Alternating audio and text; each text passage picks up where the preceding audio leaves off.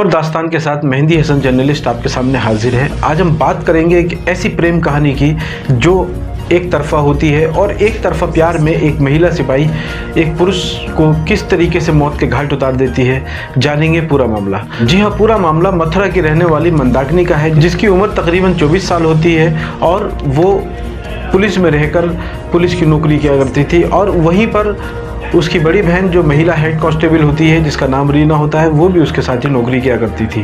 कुछ समय के बाद मंदाकिनी की तैनाती हरिद्वार में हो जाती है। जब मंदाकिनी हरिद्वार पहुंचती है तो उसकी पहली नज़र योगेश चौहान पर पड़ती है, जो एक सिपाही था, और वो उसे देखकर अपने होश हवाश खो बैठती है और उसके प्यार में पूरी तरीके से गिरफ्त हो जाती है और एक तरफा मोहब्बत करने लगती है।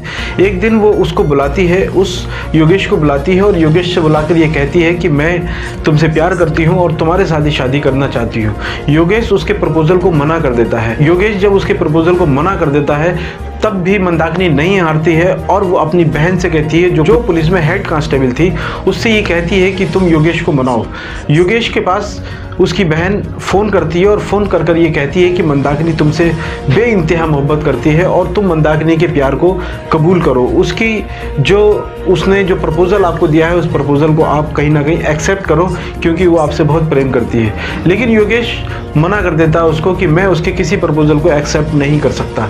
होता यूँ है कि उसके बाद फिर मंदाकिनी अपने मन में एक प्लान बनाती है और ये ठान लेती है, मैं योगेश के साथ कुछ ऐसा करूँगी कि कोई भी प्रेमी किसी प्रेमिका के प्रपोजल को मना ना कर सके। और इसके बाद वो एक प्लान बना लेती है। इसके बाद मंदाकिनी एक मौके का इंतजार करने लगती है और मौके का इंतजार उसका तब पूरा होता है जब योगेश का और मंदाकिनी का ट्रांसफर कहीं और हो जाता है। योगेश इटावा जाने के लिए बस में बैठता है, उसी बस में मंदाकिनी भी बैठ जाती है और मंदाकिनी जब उस बस में बैठती है तो दोनों बैठकर इटावा उतर जाते हैं और अपने अपने घर जाने के लिए वहाँ से जाने ही वाले होते हैं कि तभी वहाँ पर मंदाकिनी की बड़ी बहन इनोवा कार लेकर आ जाती है और पूरे नेचुरल तरीके से इस प्लान को अंजाम दिया जा रहा होता है।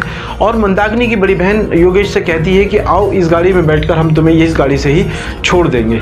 योगेश उस गाड़ी में बैठ जाता है और पूरी तरीके से अनजान होता है कि उस गाड़ी में पहले से 2 लोग बैठे हुए हैं।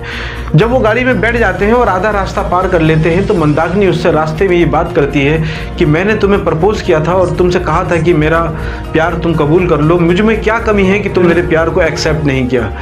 तो उसकी बात सुनकर योगेश अनसुना कर देता है और उससे कहता है कि मैं तुम्हारा प्रपोजल कभी भी एक्सेप्ट नहीं कर सकता। और ऐसा सुनकर मंदाकिनी उसके ऊपर हमलावर हो जाती है और जो कार में उसके साथी 2 पहले से बैठे थे और उसकी बहन थी और 4-5 लोग मिलकर योगेश का गला दबा देते हैं और उसको मौत के घाट उतार देते हैं और रास्ते में उसकी लाश को कहीं फेंक देते हैं। उसकी लाश पुलिस को मिलती है तो पुलिस मंदाकिनी को गिरफ्तार कर लेती है। मंदाकिनी जब पुलिस की हिरासत में आती है तो अपना जुर्म पूरी तरीके से कबूल कर लेती है। तो दोस्तों, जिस तरीके से हमने देखा कि इस एक तरफा प्यार में जिस तरीके से एक प्रेमिका अपने साथी योगेश को मौत के घाट उतार देती है और अपने कुछ लोग उसमें शामिल करके उसकी लाश को सड़क पर फेंक देती है, कमेंट कर ज़रूर बताएं।